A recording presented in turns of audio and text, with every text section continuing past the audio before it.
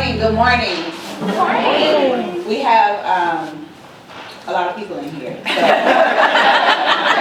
that door will stay open because I am already turning down my arms slightly. Thank you so much for coming here. I'm not going to reiterate everything that she said, but I do just want to say welcome and thank you for being here today. My name is Erica Walker, as she mentioned. She did mention Chelsea Arrington as well, who serves as the co-chair for the leadership committee for Emerging Leaders United. So that makes me the chair. But because we got this little bitty podium, it's just going to be me today. All right, we are going to hold the microphone because we do have filming taking place, so just be mindful that there is a camera in the back of the room. Everything you do can and will be heard.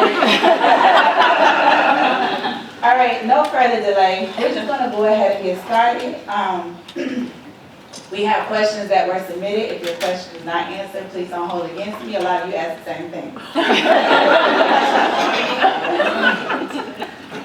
So just to give you all a heads up, as you may have already been prepared for, a lot of the questions today center around crime, economic development, city improvement. So that's where we're coming from with a lot of questions. But since I'm up here, I'm going to ask the question that I submitted.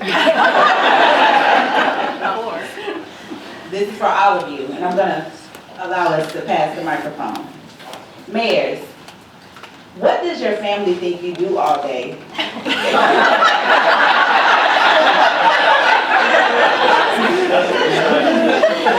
What does your family think you do all day compared to what you really do?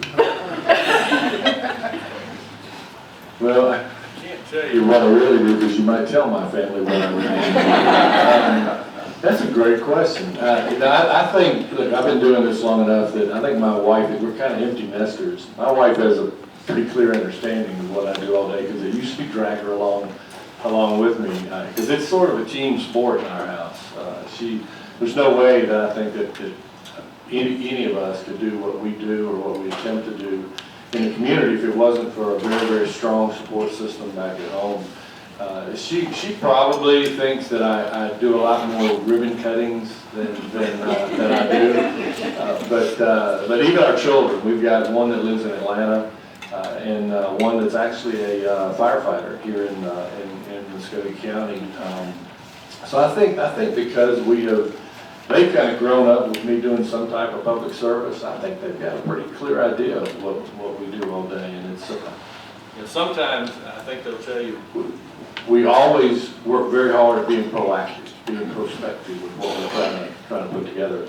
But there are a lot of days when sometimes you feel like you're just running around spitting on the highest fire, because you do have some days where it requires your immediate attention at some pretty significant issues. So I think mine has a pretty clear and accurate idea of what we do.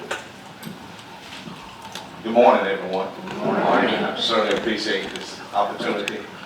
But I would tell you, just this morning, we were talking, and I made the statement that most of the time I always have my wife with me, except for something similar to this. And she has grown to understand some of the things that I do during the day because she's always hearing my phone ring. But at first she did not, but the longer I've been in this position, she's come to realize some of the things that I have to deal with, and I think I can speak for them also because of the position that we're in. You get attacked a lot, but we always take the high road. I can say this for both of these guys, but she has become to the point where she understands the moving parts. She understands now that I always say you have to spread your wings and let them continue to hit you with the arrow because we are in a sacrificial leadership position. But I would say this, there's no way I could do this without my wife. She's my biggest supporter. She corrects me sometimes as I'm speaking with her. I'm a Baptist now, I'm a back row Baptist. She will sometimes correct me when she's in the audience, she'll throw up a Baptist finger. And I know then that there's something that I mispronounced or something. But I could not do this without her. I would say that emphatically. But she understands all the fires, as Skip mentioned, that you try to plan your day, but it never goes that way because there are things that comes up that we have to understand. But I will say this, and the kids, they don't care. They're doing their own thing, but at times they will call me. But I think that she understands, and my kids really don't care. But I will tell you this, I'm not a Facebook person, and maybe that's a bad thing. But there are things that get put on Facebook that my kids are on there, and they'll see things, and they sometimes fire back. And so what I've tried to do is say, listen, don't get in that mud with them. But my pastor told me this. He said, now, you got to remember, Eddie, that they're talking about their dad. So what would you do if someone did that with your dad? So I kind of backed up some, but they understand particularly the position that we're in, and they understand that we're doing the sacrificial. Again, thank y'all for having us here. It's always something we look forward to every year, being with you guys. We would all three like to join the under 40 crowd, but it's impossible. My wife and I had this conversation last night. I have 3 jobs, and I've been to 2 of them already today, and I got to lay someone to rest at 10:30. So I feel like sometimes, told my wife last night, I feel like a school bus with all the lug nuts off and the wheels are wobbling, about to come off. But you know, you don't do this job for the recognition, for the money. You do this job because you care. So my wife and family know that I care emphatically, and I believe in loving people where they're at and try to make their lives better. Now, some people, you can't make their lives better. Some people just going to be miserable.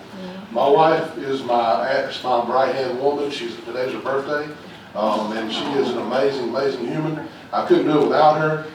If you've seen our wives, you realize we all three outkicked our coverage. So I don't know what she sees in me. But anyway, ain't God good. I have a son that's at Auburn University. He's 20, he can care less as long as I send money. I have 2 girls, one is 10 and one is 12, and they're the sweetest things in the world, and they're kind of my, you usually see me, you see them tagging along with me. It's great to have an opportunity to be in leadership, to make a difference, and to help people. And you as young emerging leaders, maybe one day you'll sit in the seat. But remember this, it's how you treat people, how you love people that matters. And my family and I believe that, and that's the way we do it. So they think that I run wide open all day, every day, and that's pretty much true.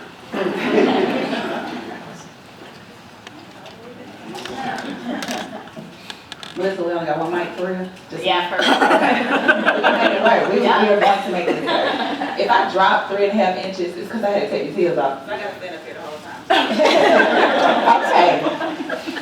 This is for each of you. I told you, the topics that people wanted to discuss with their questions. And oftentimes, the community tells the city, they tell the mayors what the most pressing issues are. But I'd like to hear from you and to find out what are the 3 most pressing issues you believe that each of your cities are facing, and how will you address them? Please take a little bit of time to answer this, so sum it up.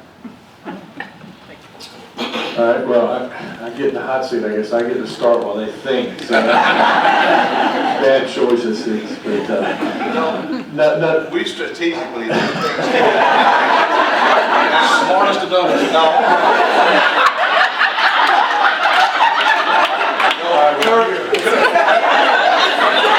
Larry Moore. But we strategically do things. If you all notice, I said in the middle because we wanted to have a reverse or backward order. We strategically do things together. The roads between the We've got a moment with this crowd, man, I'm telling you.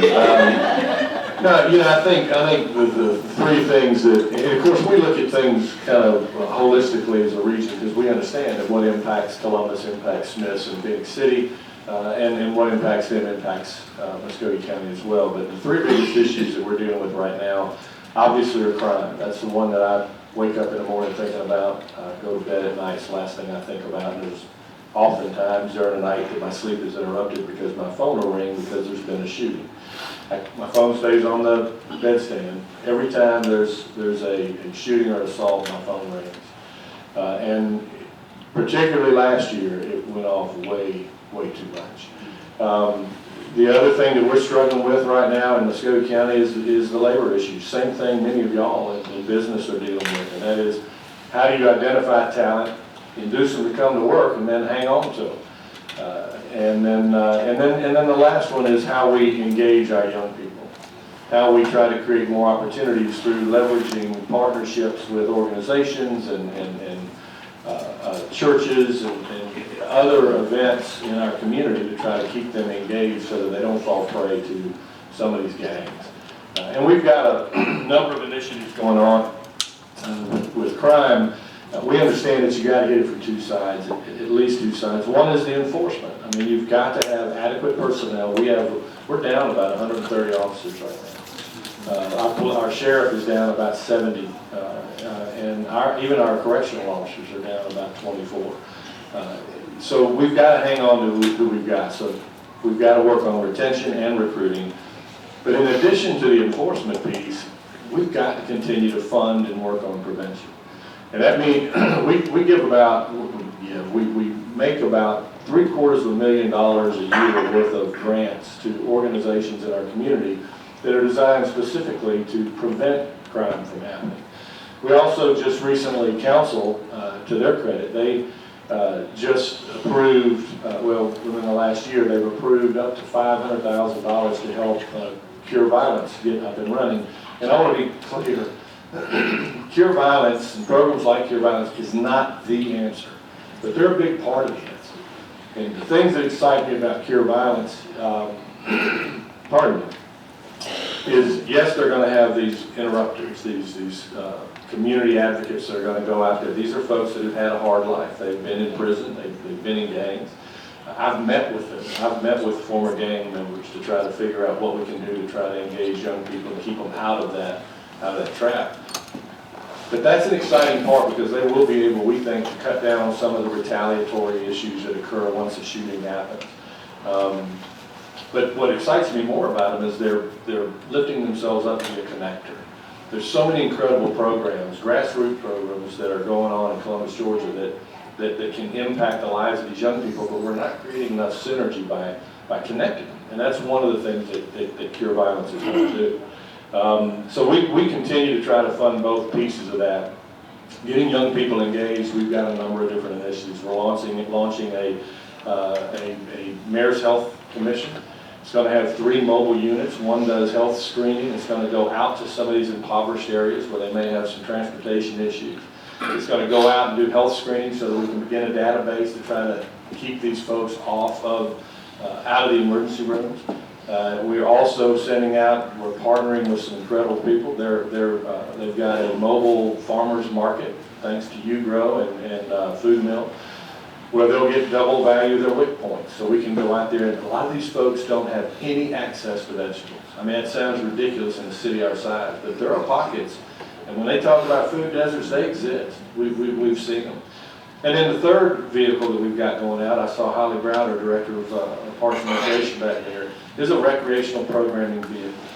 You know, we hear all the time that we need more rec centers in neighborhoods, and I agree with that. But right now, Holly will tell you, we're probably 175 people short just in Parks and Recreation.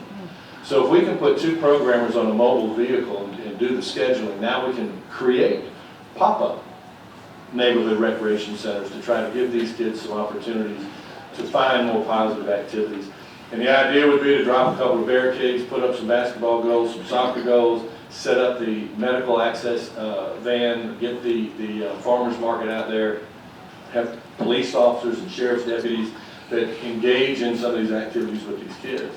So anyway, I could go on for hours talking about what we're trying to do to provide a little more structure, because our biggest, in my opinion, the biggest indicator of crime is how strong the family is. And we've got too many kids that are growing up without a male role model, without the structure that's necessary to hold them accountable so that they'll know to stay away from some of that stuff. As Skip stated, the first most important thing is we have to realize that there is another pandemic, and it's all the crimes that's taking place. And quite naturally, that has to be number one that we're concerned about. Because as he stated, what affects him affects us, and what affects us affects him, what affects Smith affects us, affects him. So we realize that. But at the end of the day, it's about people. And we have to be concerned, one of the things that we're concerned about, that we have grown, Phoenix City has grown. We're up to about 40,000 people. We're the 12th largest city in the state of Alabama.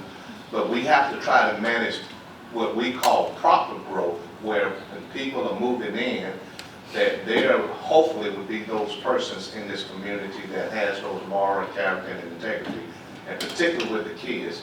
One of the things that we spoke about, our city manager spoke about on this past Tuesday, is that with foster kids, we want to do something to be able to reach out to help foster kids even more, because as Skip stated, we have the fiduciary responsibility to mentor young people. And what has happened, I believe, that we have lost a generation of teaching our young people the character, morals, and integrity. And the scripture says, and all of us, a lot of us in here is over 45 and 50, so some of our best days are behind us. But the scripture says it is up to us, this generation, to teach the next generation. And so those are some of the things that we're focusing on, that every time we get a chance to try to get with young people, we try to do that, to set that precedent, that there's a certain way that you behave, there's a certain way that you act, and you don't go in trying to change them. You have to go in and accept them where they are and see and show them the consistency that you are having, so you can start talking to them to win their trust. But crime is the first and foremost important thing. The second thing that we're dealing with is that right now, and same as my friend Skip said, we are 48% down in our work staff. 48%. We have supervisors, we have everybody we're pulling to try to do those things that comes up that are very important. But we just, at this point, do not have the workforce. So what we've been telling people in our community is to bear with us as far as the grass being cut, as far as trash being picked up, as far as all those services that we have to do. And just be patient with us. We are trying to hire people. It's very difficult because when you do have people come in, the other biggest thing is having them to pass the drug test. It's unreal how, it's just unreal. It blows my mind. And we can ill afford to hire people that does those type things. Now, the other thing we've been talking about, if this marijuana and all this get legalized, then how are we going to differentiate from that somebody coming in as well as someone who's maybe been drinking, been in the elbow too much? How are we going to have to deal with it? Because you got to be able to deal with it, and we cannot put, and will not put, the liability on the city of the taxpayers' dollars dealing with a situation like that. So that's going to be a huge challenge that we have to do. And the other thing too is, as he mentioned, is how we're going to have to raise our income to get more people. You have to be able to get the funding from somewhere. Unfortunately, and I said this yesterday to a group that was down from Auburn, at least Columbus does have the SPLOST. There are some of our neighboring cities that people compare Phoenix City, and I would say Auburn and Opelika. But the difference is, Auburn and Opelika has an occupational tax that brings in about $13 or $14 million a year for them. We do not have that. So we have to make sure that we are focusing on raising our income to attract more people and to keep more people. But we're working and trying to figure out how we're going to get the funding. We are not going to go toward the occupational tax, but there may be some things we may have to do because it is a real issue. So the first thing is the crime, mentoring kids, doing programs, getting them involved, being consistent so they can see how we should behave and act, not that we're perfect. The second thing is that our workforce, we're down 48%, and it has been atrocious on our workers. And then the other thing we're concerned about is being able to have the funding mechanism where we can raise our salaries to our people that are working, because, you know, people are your number one asset. And so those are the things that we're scratching our heads over and trying to get figured out. One thing we gotta remember, we always preach originalism, us three do. I can't go to Columbus without going through Phoenix City. And I go to Columbus, you know, sometimes to go to eat or whatever. I try to spend money at Smith Station, but they can't go to Black Auburn without coming through Smith Station. So we're all one region, and if somebody is murdered on Watchville Road in Columbus, it affects me. If you don't believe it, watch how they run, and where they last week someone shot somebody at Walmart and ran all the way through Smith Station and this, that, and the other. So yes, crime is a big deal. It hurts me when I see them suffer with that. But I want you to remember, we're 20 years old. These guys have been doing this for over 150 years. At Smith Station, we have unique situations that they don't have. For example, we're doing things that their city council and mayors did 150 years ago. So our problems are a whole lot different than their problems are. Our crime rate as far as murders in the last 2 years is 0. And that's no problem. But on the other hand, we have a huge issue with suicide, teen suicide. At least a success, 2 successes a month, and at least 1 success a week, one try a week that we deal with in Smith Station. So that is, we have done studies where we have a Love Like Lexi project that City of Smith Station behind. One of our students named Lexi committed suicide 4 years ago, and her mother has a campaign that's been to Columbus schools and Phoenix City schools. We deal with that every single day. And we try to teach the kids, we have programs to teach the kids that what they see on social media is not reality. It's someone's best day, not their worst day. And we have to deal with that. That's one of the major issues that has really haunted me in my 5.5 years being mayor. Secondly, we took over our roads 3 years ago, so we're just now starting the Public Works Department, buying equipment, training people, getting people there to do that, and we just building a building. We just bought a dump truck, and those are things that they have plenty of. But I'm just learning we don't even have a police department. We depend on the sheriff's department. So, and then always funding, economic development. It seems like, and I preach. Everybody says Smith Station is a bedroom community. I've changed that thought process. I say we're the center of it all. We're the heartbeat of East Alabama, because we have to play in Auburn Opelika's arena as well as Columbus and Phoenix City's arena. And every week I'm on both sides of that spectrum. So that 284-31 corridor where Love's is at Smith Station, that is our hotbed. That's where you're going to see growth happen. We need that growth to happen the right way. And that will be our economic shot in the arm, if you will. So, you know, the piggyback what he says is teenage mental illness is a big deal for our city. Starting from scratch where things are not, that they've already had in place. And then thirdly, money, economic development. Thank you, Mayor. It sounds like a lot of the issues are similar. I mean, you aren't that far apart from each other. And a lot of what you talked about, we have to do what we can to enhance the quality of life where we live. And we talked a lot about safety and crime, and safety is paramount to the quality of life that we have. So a lot of people that are engaged in conversations about what's happening in our cities typically are in the bed on social media talking about things that need to be done. I'd like to hear, and that's just my personal view. I'd like to hear, how can the community get engaged and help? Y'all can apply. Apparently there's jobs open, so you can apply if you want to work. But what can the community do to get engaged to enhance the quality of life around here, or just make things better other than sharing their opinions online? You want to go? You want to go first? That's a great question. One of the things that we challenge people in our community to do, because it's all about quality of life. It's all about us thinking of others more than we do ourselves.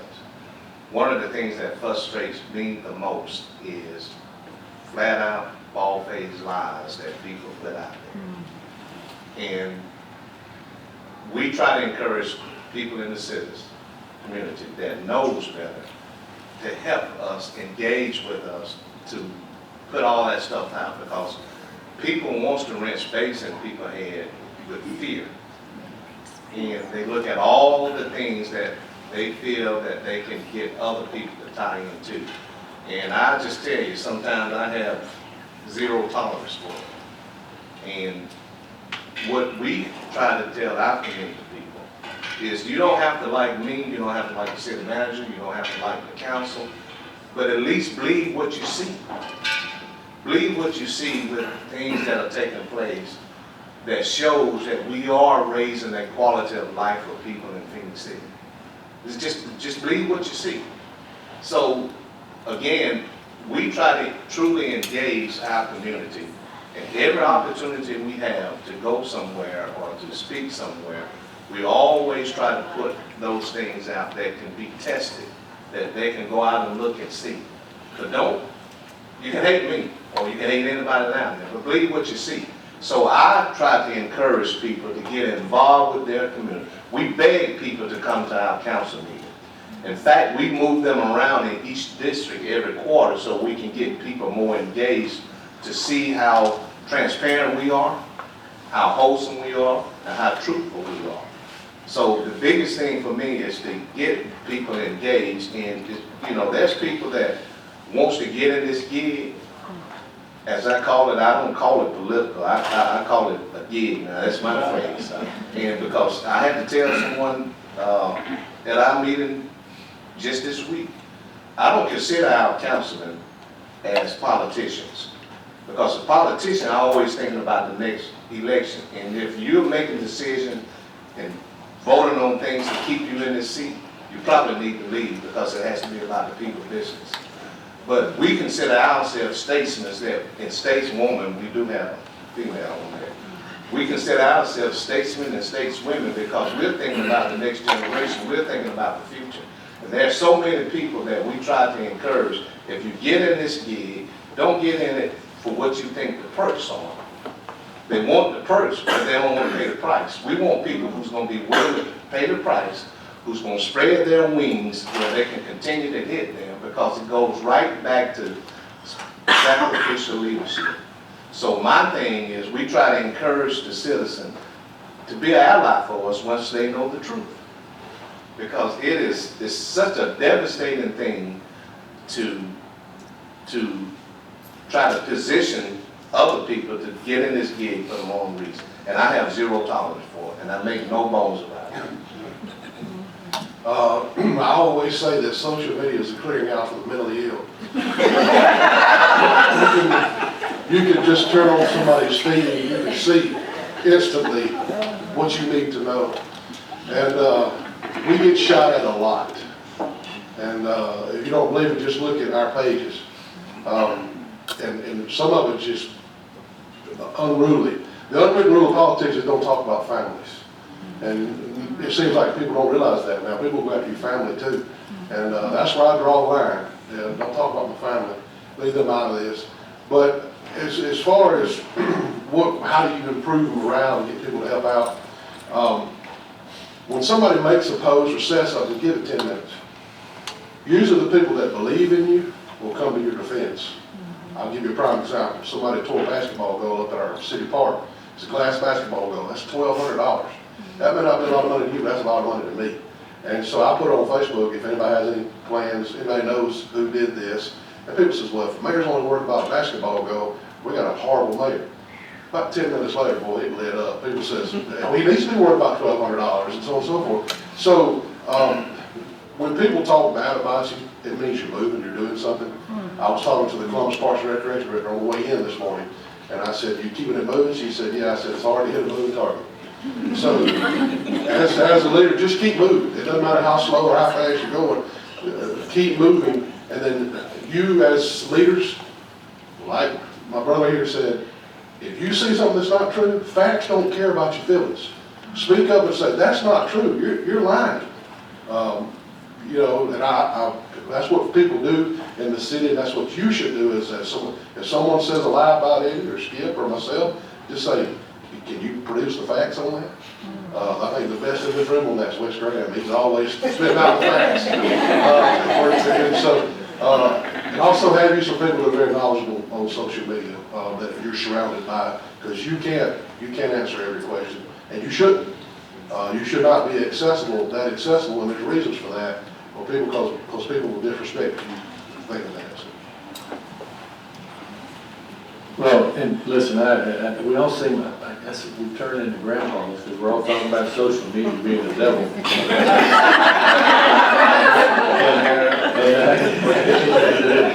But I will say this, social media has incredible value. It's hard to sort through the clutter. So I think one of the things I would tell people who want to engage is, it's kind of like in business. We used to tell folks, if we did something right and you're happy about it, tell somebody else.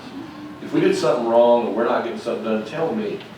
Let me fix it. And the problem is, we now have to be amateur detectives to go through Facebook to try to figure out, all right, what corner is that? Because they'll take a picture of something and say, this is, and they'll just blast it, and everybody's up. But nobody's called 311, nobody's called our office, nobody's given us an opportunity to try to fix it. Despite our labor challenges, we have some, and this is Public Service Week, where we celebrate our employees, but we have some incredible employees. And they're working double time now because they're having to pick up the slack for some of the open spaces, the vacancies that they're trying to cover for. But they're going to get on whatever they hear about. So if you see something going wrong with your city, use that social media to engage with either 311 or to engage with some of the department heads and let them know. Because if we know about it, we'll fix it. The other thing I would suggest is there's some other great organizations. I see Frank back there with Feeding the Valley. If you want something to do to try to help provide food for some people who are still suffering because of COVID, and we forget about COVID ever hit, and I know we want to forget it hit, but it's still impacting us through some of these other issues we're facing, like the labor shortage and like crime. I think it's still having an impact.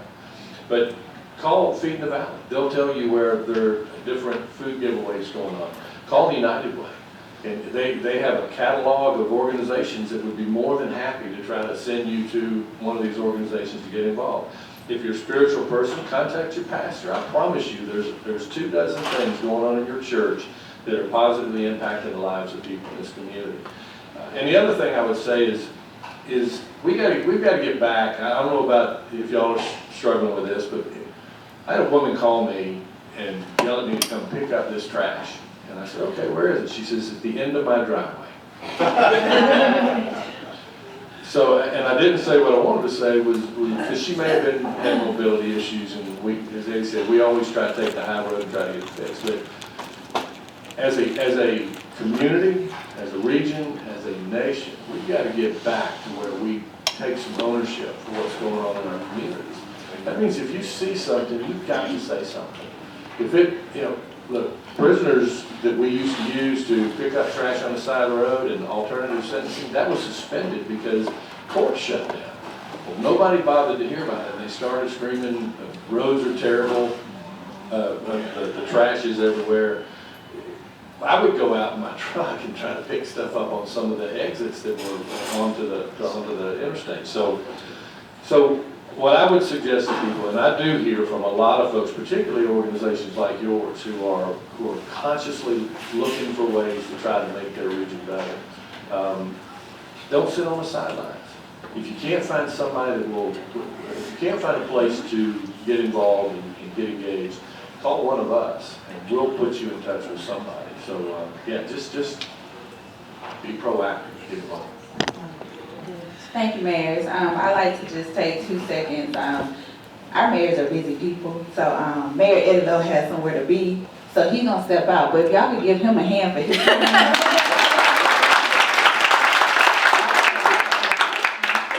I mean, but Well, if she's We don't want you to be I may late. have to leave too. I would actually, the question she had, because I really wants to stay, but I mean, I like this engagement. We don't want you to have to run wind Well- sprints, though.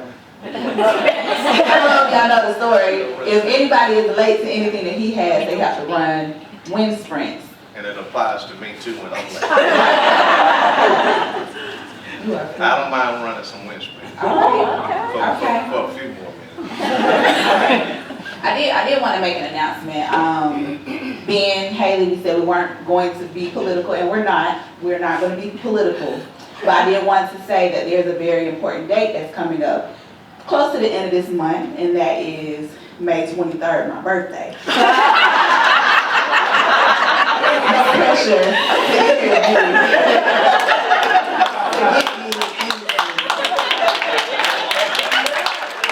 I'm sure my cash out before you leave. All right. See, you know what? Okay, anyway, as far as economic development in Phoenix City, which we know impacts your neighboring cities, what are your plans, or what does your priority list look like? I know all of you have said we need the money, but what are your plans? Right now, one of the plans has come to fruition. We just announced where a corporation named Day Change will be here. Actually, they've already started. It's a Korean company. In fact, that's what I have to go meet with right now. They've invested $24 million in the project, and they are a tier that does seats for the automobiles like Kia, Hyundai, and all of those. So we are having official groundbreaking next Thursday with the governors coming down to announce that. But also, even with that, we are just signing some paperwork with Hyundai. Will be a part of the extension of this that is investing $15 million because they're going to put a lot of emphasis on the EVs, what they call electrical vehicles, that they're going to partner with Day Change, and it's going to create about 400 to 450 jobs here in Phoenix City. That will affect the region because we are one region.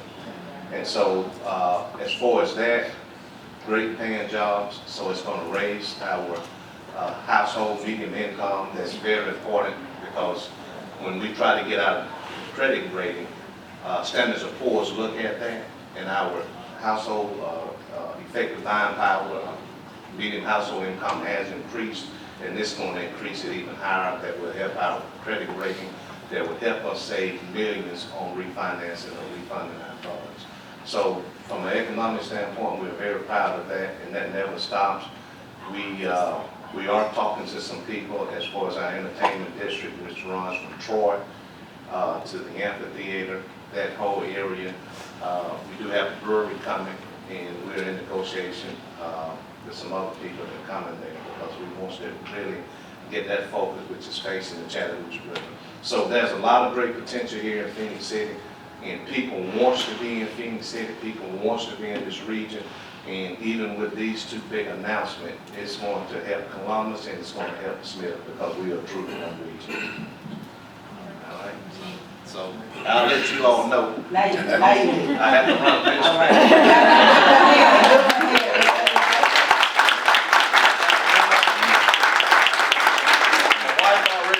I can't be late. We're supposed to be leaving because I've been married for 39 years. Saturday, I'm still in love with her, so she's gonna really make me run with her. Break a leg. I can't leave that because my wife and I. Thanks. I wish you were here to stay for this question, but you know, really and truly since 2020, the topic of diversity, equity, and inclusion has been touched on in the media, in different businesses. United Way has made a stand against things like racism. They are all for diversity, equity, and inclusion. And one of my comments has always been that, you know, is it just for show, not you being, but is it just for show when people do this, but there are other sectors of our community that are impacted by things such as race. You'll hear things about the south side of Columbus in comparison to the north side of Columbus, and I'm just, you know, calling out Columbus, but for the two of you, how do you resolve issues that may arise in your community when it comes to race? What do you believe about diversity and inclusion in leadership, and why is it important to your community?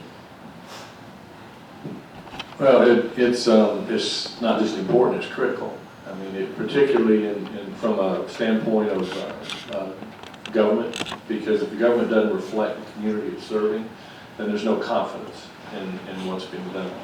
I can tell you that during 2020, Mayor Copeland, Mayor Lowe, and I want to be clear, it's not just people leading cities, it's people leading businesses, leading families that really were impacted by first COVID and then by some of the social injustice that took place. We saw play out on the TV screen. We saw a man murdered, in my opinion, on television. And in Columbus, there was an immediate reaction, as there should have been. People took to the streets. And we saw it happening all across the country.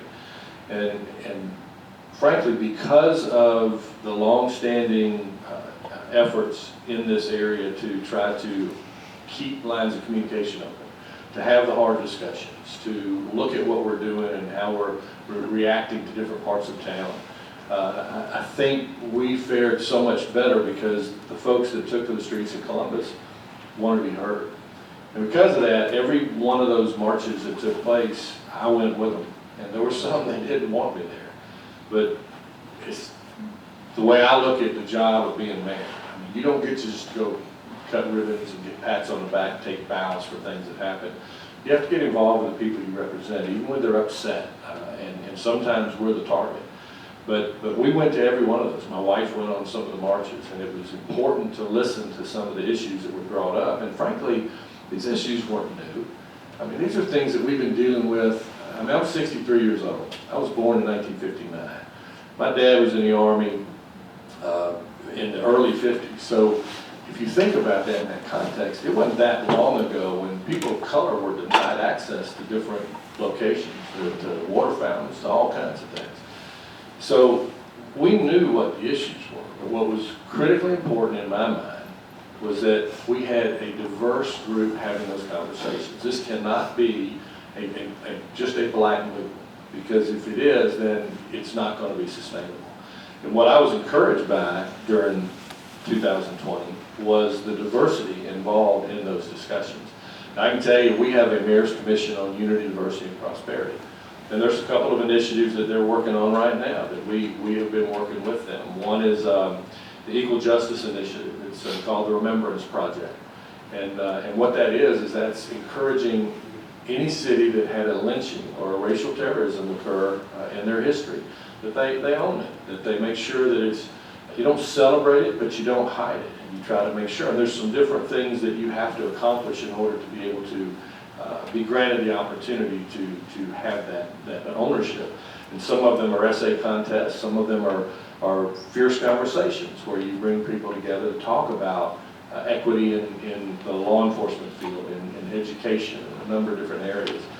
So I think it's a long answer, but it's a big topic. And I think Fort Benning affords our region an opportunity to really celebrate our diversity, because people come from all over the world and end up living in our region because of their involvement in the United States Army. So we've got a tremendous opportunity, and right now I'm very encouraged because these conversations are still going on. People are still meeting and still having these conversations so that we can get to a core of understanding that allows us to begin to plot a course to where everybody has the same type of access to everything. We've got some generational poverty in our community. I've talked with Ben about this a number of times. We're looking for ways to try to help the United Way begin to focus on some of these things. Because if we don't break that cycle, our community, our region, our states, they're never going to improve to the point that we want them to. I'm sorry, I'm talking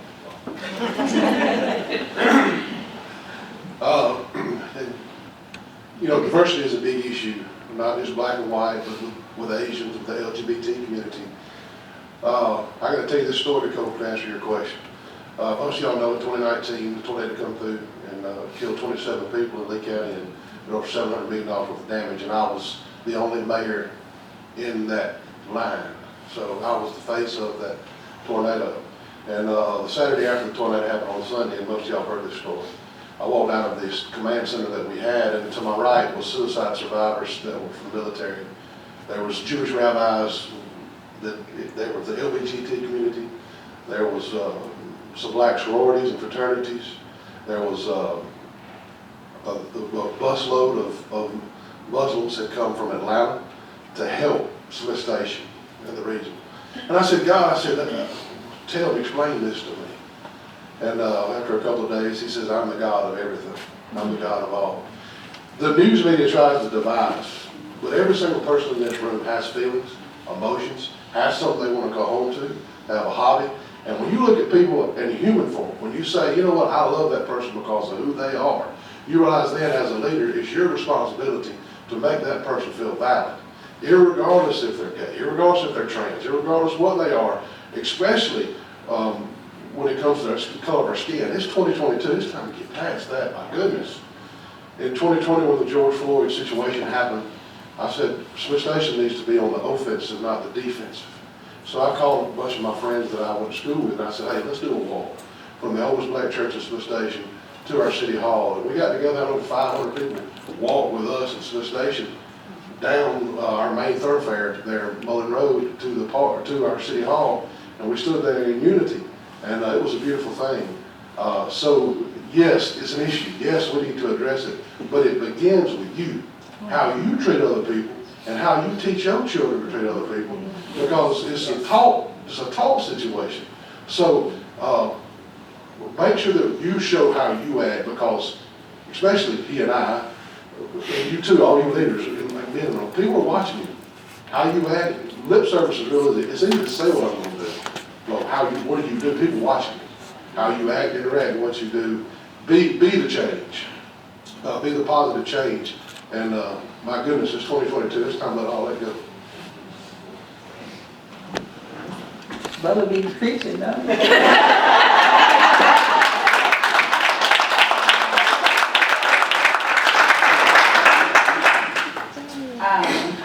Skip, you touched a little bit on just poverty. And I kind of want to hone in on that topic, specifically in the Columbus community, and Brother, you're welcome to answer this question as well.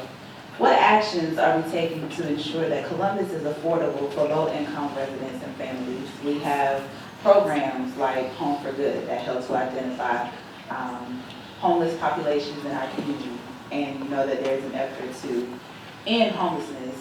We think about the poverty, the emphasis on poverty reduction. So what is Columbus doing, as well as Smith Station, as it relates to low-income family, making it affordable so that they aren't trying to leave? Yeah, thank you. There are some incredible organizations. United Way participates in that. Feeding the Valley, Home for Good, Pat's back there, and they do an incredible job of trying to get folks housed.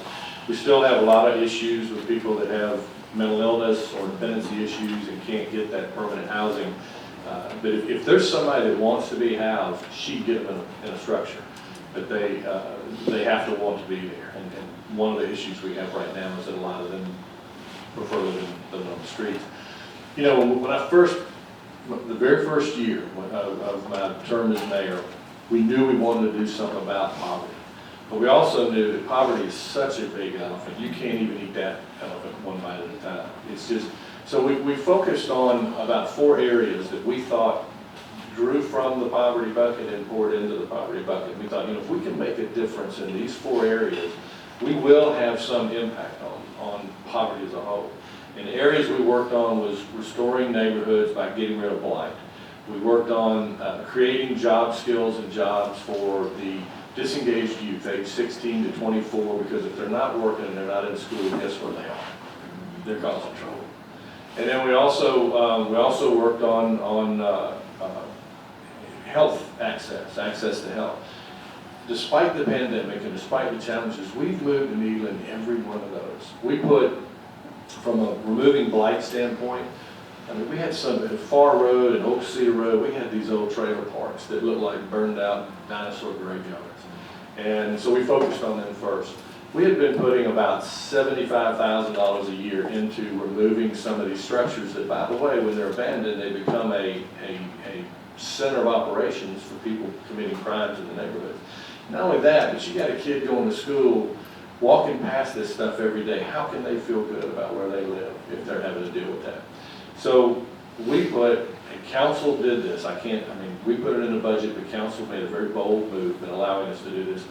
Over the last 3 years in our budget, including a pandemic budget where we were being very frugal and holding our money kind of close to the vest, we've put $2.25 million into blight removal.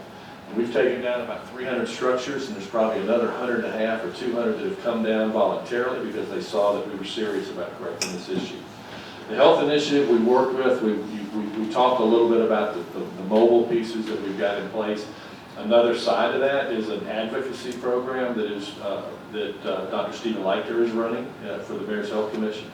The job skills training, we've partnered with all kinds of people and organizations. We had at least 3 programs that we were graduating people in the program straight into a job.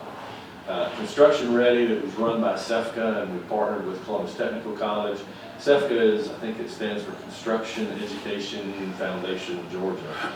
They had a 5-week program where they would teach people what they needed to know to get a start in the construction industry at a level of pay that was a career, not just a job. And the cool thing was when they got their diploma or their little certificate at their graduation, they also got an envelope that they'd met with a bunch of different employers. It was kind of like draft day, because they'd open an envelope to find out right at that moment who they were going to work with the next day. So the mayor's office, we reestablished a summer youth employment program to try to teach some of these folks that have 1 foot inbounds, 1 foot out of bounds. Seniors that don't have an idea of college, don't have any idea of a job. So we're giving them about $10 an hour, trying to give them some money that at least will matter a little bit to them. And teaching them the skills they need to have to be able to interact with people in the workforce so that they can discover that you can make money in a legal and in a positive way. So we have, during the first term, we have kind of nibbled around all these edges of poverty by addressing some of the key results of poverty. And that includes the crime. We've put more money towards public safety in the last 3 years than has been put towards them in the last 15 to 20. So hopefully if we're around for another 4 years, we want to take on poverty a little more directly.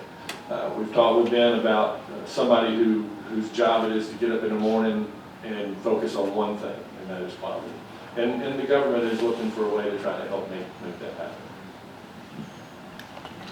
I hope you're done. I got something for you, but go ahead. I got something for you.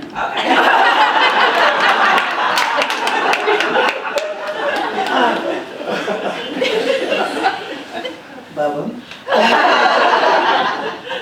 Mayor of Smith Station.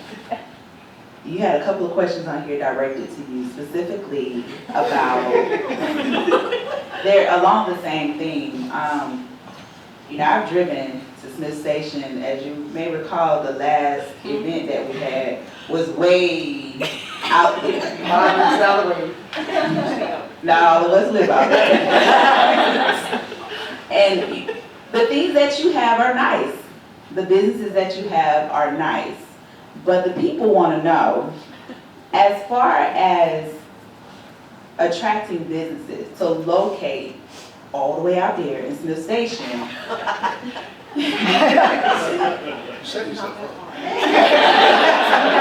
What are the biggest challenges for Smith Station as it relates to just bringing businesses out there? And I'll give you a chance to answer as well, because what the people want to know is, as far as tech companies and just businesses that are coming here, what is it? But people really wanted to know about Smith Station. But how will you continue to attract future growth to your area? And we are helping with business growth in the Smith Station because that's where my in-laws live. Yeah, since we live so far out, it's a long distance to get sunshine out here. Next time you come, I appreciate you letting us know so we can give you an escort. I'll kid this out, I'll be serious. We are the 3rd fastest growing city in the state of Alabama. The 2nd fastest growing county in the state of Alabama, behind Huntsville. We are growing leaps and bounds. Where rooftops come brings businesses. Our high school is the 5th largest high school in the state of Alabama. We have more active duty and retired military per capita than any other of the cities around us. We have a good hiring base, a good place that people will want to come. The growth is going to happen, and we were on the cusp of growing economically, and then 2020 happened. And everybody stopped building, everybody stopped coming, everybody stopped doing something. That is starting to generate back up. So, as I said earlier, we're the center of it all. And that corridor to it, if you look at Phoenix City and you look at Columbus, they're growing, but it's getting tight. Like when I go to Sam's, it's tight over there. I mean, that road's tight. Where is growth going to happen? 284, 31 corridor going over Lakeland. That's where it's going to happen. It's just how it grows out. And again, we're 20 years old. The growth is coming. And I just want to make sure, like Eddie said earlier, you got to grow the correct way. You know, we do, you know, quickly, I just want to say what he was talking about a minute ago, as far as poverty and so on, homelessness. We have issues, you know, we have homeless students, and we've found that those kids, the number one thing is you can't teach a hungry belly. You can't, if you're hungry, you can't do anything. And so we make sure those kids have free lunches, free breakfasts. And the big thing is, and all of you guys need to be part of this, is these kids go home for the summer, they have nothing to eat. Feeding the Valley and the Food Bank of East Alabama do a wonderful job to make sure these kids get fed in the summertime. Be tuned into that. That's something that you can do. There are hungry kids that live around us. That's a crying shame. Want to make sure that you stay in tune with that. But yeah, growth is coming. It's just 2020 and 2021 has slowed us down, and 12% inflation has as well. And quickly, with regards to economic development, you know, when the pandemic hit, we sort of pivoted. We directed almost all of our attention as a government on our small businesses, people that invested in the community and were paying wages, and they were also deriving an income that were struggling. So we made a lot of changes as a government to try to help them deal with that. We created small business roundtables where we allow them to share best practices for ways to try to deal with some of these things. We changed some of the ordinances. I accidentally got in trouble with the ATF because I told everybody in Columbus, yeah, go ahead, you can use mixed drinks and deliver those, let them be part of a pickup. Well, you can't do that. I think it was okay with me. I didn't do that. So we had to stop doing that, but we did allow people flying to help their revenue. And we did little things like giving them more public right-of-way so they could do drive-up services, and some of the retailers that do shop from the door kind of deal. We did some larger things. We deferred taxes. I mean, all the taxes for businesses come in one, probably 2-month period of time. And that's hard under normal circumstances. So we did it each of the last 3 years. We have deferred the payment of occupational taxes until about mid-year so they can spread that out a little bit. And it seems to have worked. During 2021, which was the height of the pandemic, we saw a 6% increase in small businesses. But the thing that was really encouraging, we saw 20% fewer businesses go out of business during 2021 than they had over the last 6 years.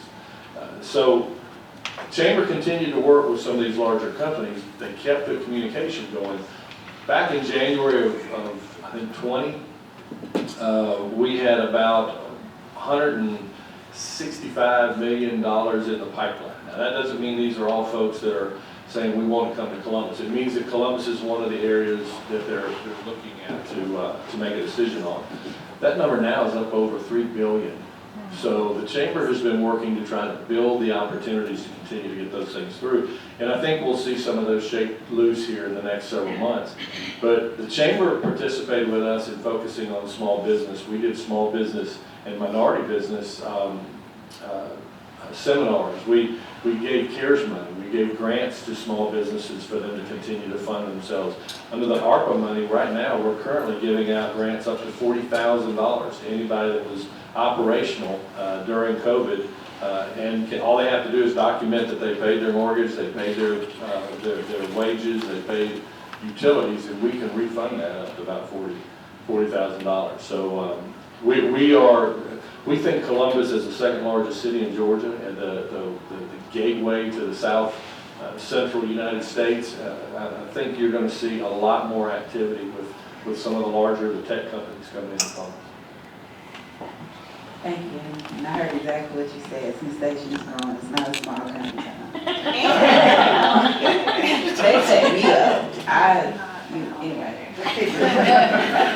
We're gonna be wrapping up here soon, but I did want to leave with this one last question. And I kind of want to just pour into you all and say that the work that you do for your cities, the work that you do for each other is so important. People are here today because they want to hear what you have to say. Yes, problems exist, but they believe you're in office because they believe in what you can do. And I just want to hear, like, just the job itself. What is the one thing that is most fulfilling about this role? Everybody's not flocking to be mayor, but you all are doing it. So what is the most fulfilling part of this role to serve as mayor of your city and to work so closely and so well together?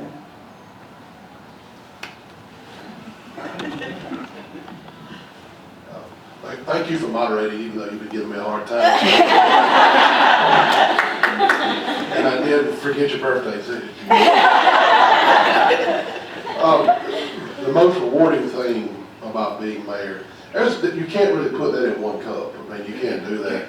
There's a lot of things. I mean, we're paving a road today, finishing up today, and riding on that road and seeing, this sounds kind of crazy, but I voted on that. It was a vision. We did it. We got the money to do it, and we're doing it. It's for the citizens, but it's exciting, to do that. And every single day, and I swear to you, when I walk into the city hall, I say, how in the world did I fool everybody that elected me? I say that every single day. It humbles you when you go out to eat and people they tell you you did a good job. It humbles you when people say we appreciate you. It humbles you when you're given an issue or a problem and you solve that problem. It's exciting to be part of a solution. I had to give an award to two World War II veterans Sunday, and one was named Mr. Etheridge, and he's 95. And I went up to him and I gave him his challenge coin and his proclamation. I said, thank you for your service. And he says, when are you up for re-election? And I said, in 4 years. I said, why are you going to run against me? And he said, no, I want to be your campaign manager. And I thought, a 95-year-old person say that, and he said, I just appreciate what you do. This is a thankless job. Leadership is very lonely. Remember that, everybody. Leadership is very lonely. If you expect to get a pat on the back and an attaboy every day, you're out of your mind. You'll get your teeth kicked in more than you're going to get an attaboy. But it's all about perspective. And I'm trying not to preach, you said, but it's all about perspective. You can make change every single day. And so the most exciting and rewarding and happy thing about being mayor is making change every day. Whether it be reading on Dr. Seuss Week, Read Across America, giving an award to a 95-year-old person, or whether it's standing out mowing grass and somebody's talking for an hour in my front yard. I mean, it's rewarding to do that, and set goals for yourself daily, week, month, and yearly. Don't just float around on the ship, water out of the ocean. Set goals for yourself, accomplish those goals. When you accomplish those goals, that's rewarding in and of itself. So being mayor is just a part of who I am. And so I set goals and with the city as well, and we do our best to achieve it. It's a great thing to be mayor, but if anybody wants to try,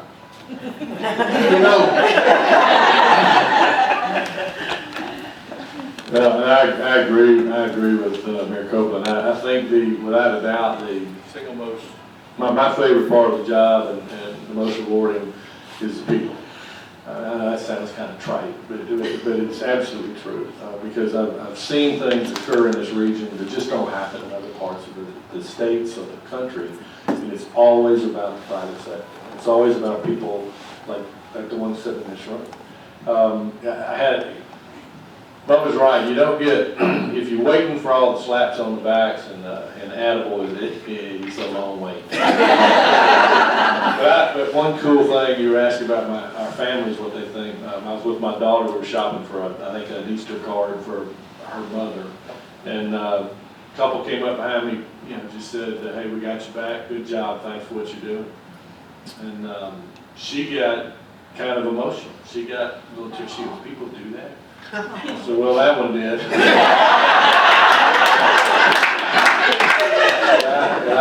But it does happen. And there are people that get it, and And I think the opportunity to participate with others through collaboration, to alter the course perhaps of somebody's life it's an opportunity you only get if you want to put yourself out there. But I can tell you that that's what makes this job rewarding. Not because they thank you, but because you can see some of the transition, you see some of the changes. So, yeah. Awesome. All right, okay. Thank you all. I really appreciated those answers. Like I said, we're gonna wrap things up. But before we go, I do want to reiterate that this is an ELU sponsored event. We have many emerging leaders in this room that are focused on leaving footprints in the community, that are focused on making a name for themselves. We strive to help better our cities, Columbus, East Alabama, Little Old Smith Station. You know, I went to Howard the Curtis and I was sitting at the table with the mayor and I'm like, he don't know who I am? Like, and anyway, that's neither here nor there. I definitely want to thank you all for coming out, but I do want to just take the time to say, ELU is a thing, and it's making a footprint in this community. I'll turn it over to Ben Moser to... Hey, let me say one last thing.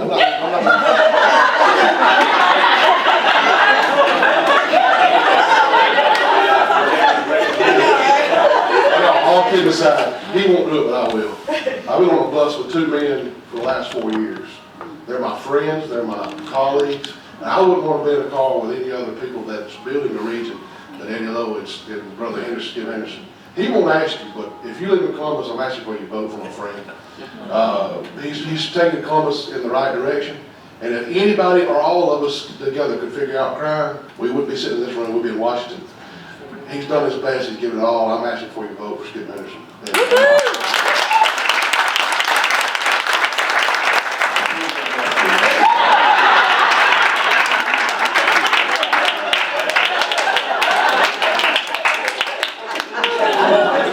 The day after my birthday. All right, well, thank you, Erica. Thank you, Chelsea. Thank you to the ELU committee for planning this event. Thank you to all of you for being here today. And thank you, Mayor Henderson, Mayor Copeland, Mayor Lowe, for doing this. You know, we're really fortunate in this community to have such passionate, devoted, experienced leaders. And the willingness to come and have a conversation with the community like this today, especially so close to an election, is something special. And I think you can all feel in the room the transparency and just the excellence of leadership that we have. And it's not like that everywhere. And so we need to be thankful for how fortunate we are to be led by such strong leaders and such moral men as the 3 that were here today. So with that, I will say thank you from United Way. We appreciate your engagement and being here today. To the mayors, good luck to you with all the challenges and opportunities that face our communities in the years ahead. We're all rooting for you because your success is our success. So thank you so much. Y'all have a great day.